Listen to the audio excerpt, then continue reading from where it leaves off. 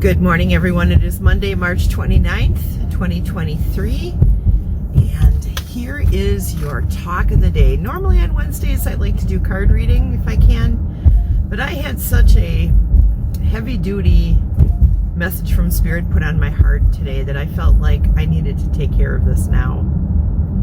And what Spirit was putting on my heart was that as a nation, we have got to face the sickness that we all have. The entire nation is sick. These mass shootings that we're seeing are a symptom of a greater sickness that has affected pretty much all facets of our nation. All the different cultures that exist within this nation are affected by this. And we have got to face it. We have got to start talking about this and doing something about it. But as light bringers and light workers, as spiritual people, we need to do this with a heart of compassion.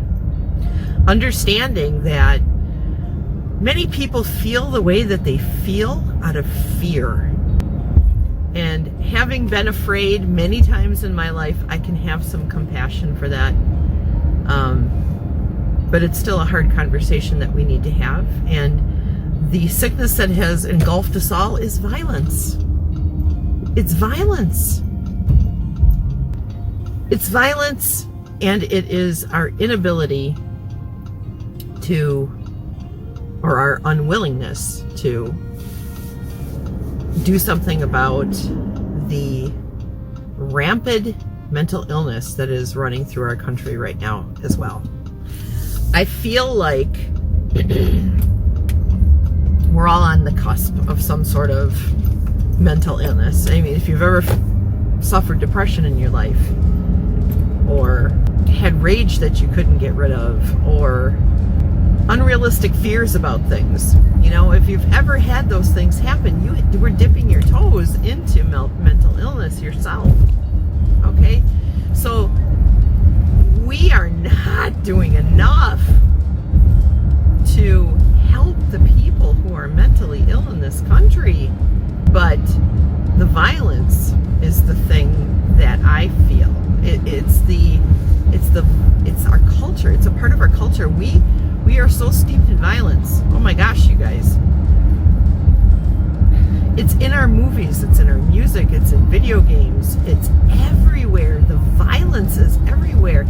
And for those 2 years that we were all stuck in our house doing nothing during the COVID shutdown, how many of our children were seeing and hearing and being exposed to all of these violent things? How many of your kids were watching like the John Wick movies? Now, don't get me wrong. I think John Wick, I enjoy those movies. I do. But I have a sound, stable, adult mind. I'm able to differentiate between fantasy and reality. Where our children, they might not have that fortitude to understand the difference between violence that is fantasy violence and reality violence. And I think that as people, we need to start looking at that. Now, I'm not saying that we need to do some sort of mass moralization of our entire society. That doesn't work. But I think as parents, we need to like watch what our kids are watching, watch what our kids are playing, see how our kids are being handled at school, and make sure that they're not being bullied. You have to have these strong conversations with your children, everybody, because that's where it starts. I feel like it's starting with our youth and it's branching out. And that's why, like, over the last 30 years, we're seeing such an uptick in these violent things that are happening. It's because our kids are so overly exposed to it. And I mean, even if you're just watching the news and you're not even letting your kids watch TV, but you're watching the news, they're going to get like a heavy dose of some very scary, very violent things, and that starts budding that fear inside of them. And I feel like our kids are suffering from PTSD, and it's causing them to become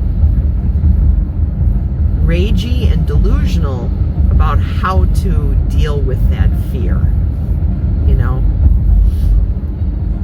Now, with this last mass shooting, I think we're probably going to hear about how this person who did the shooting was bullied, how maybe they were demonized by their church school for being different. That's something that needs to stop too. Man, if you're at home and you're making fun of people who are gay, who are transgender, or who are different in any kind of way, maybe the color of their skin, maybe the religion they belong to, I am guaranteeing you that your children are hearing this and they're processing it through the mind of a child, not the mind of an adult. And kids do not, they're cruel. They can be cruel and they can be awful. And if you belong to a system that allows for your children to be exposed to hate speech under the guise of love and morality, I fear that things like this are going to just continue to happen.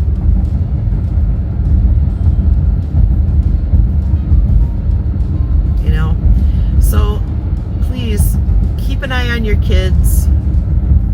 Make sure that they're not getting exposed to too much violence. Please make sure that they fully understand that the violence that they see on TV and in video games and that kind of thing are just a fantasy, and that isn't how it is in real life. In real life, when you pull the trigger, people get hurt.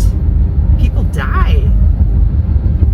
They don't re-res, you know? You don't get to come back in the game. Make sure your kids understand that. And also,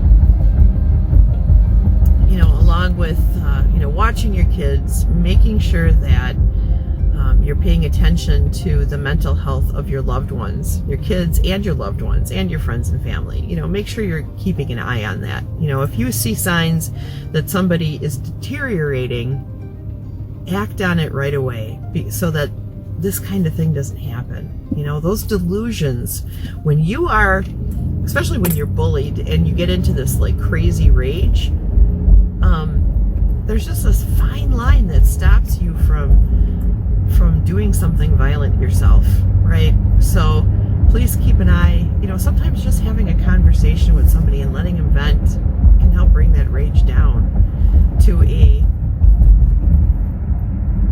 manageable level, okay? I feel like this person who went and did this last school shooting, and probably all the school shootings, had been suffering from a delusional form of fear and rage that started somewhere and probably could have been stopped had people just manned up or womaned up and did something to try to help them. Mental illness is a real thing, you guys.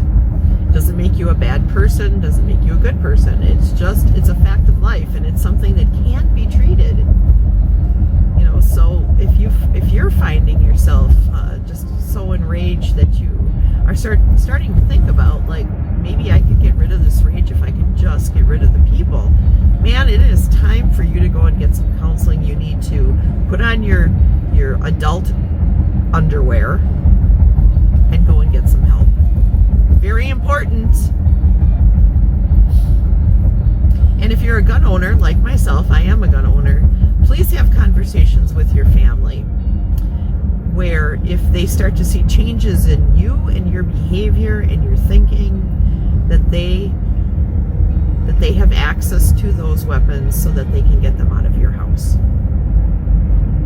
If you have a child who is displaying either suicidal tendencies or depression or angst, like ragey angst, get the weapons out of your house.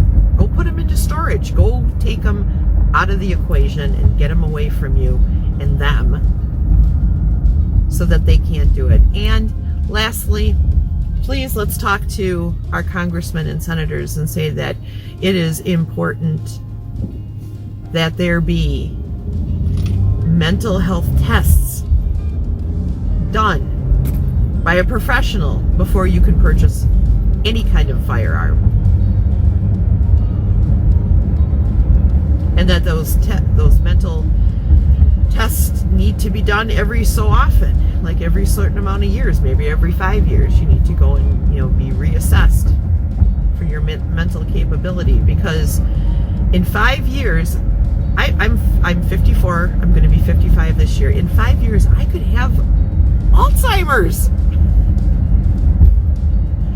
I can go out and buy an assault rifle today, probably would pass a test with no problem. But in 5 years, I could have some sort of mental breakdown or something like Alzheimer's, and it'll completely change who I am. Completely change me. So these things need to be tested every so often, and I feel like that would curtail quite a bit, because it would take longer than just 7 days for someone to have a mental evaluation before they could even go and purchase a gun.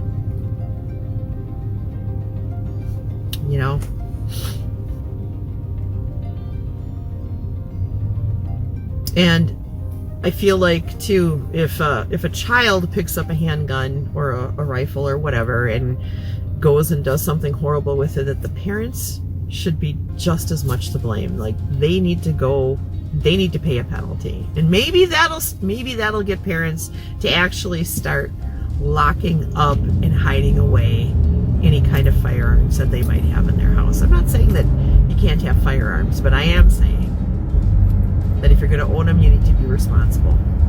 And I think most gun owners are. I do. I think that most of them are. Most people who acquire their weapons legally tend to understand how to use them properly and what they can do. It's that small percentage, though, that's causing the big problems, that are not mentally sound and should never, ever have been sold a weapon. And we need to catch that. And how are we going to do that? So this is what Spirit put on my heart today. And I'm coming at this from a place of compassion, because right now everybody's just pointing at each other and blaming each other and yelling at each other. And you guys, we have to own this as a country. We have to own this problem as a country and start saying, how can we make this better? How can we stop this from happening? We have to do it together. So anyways, that's all I wanted to talk about today. I love you guys. I hope that you all have a great day. Please pray for our nation. Pray for peace to settle down upon the hearts of all men and women in this country. And let's make tomorrow a brighter day. Okay? All right. I love you guys. Take care. All right. Bye-bye.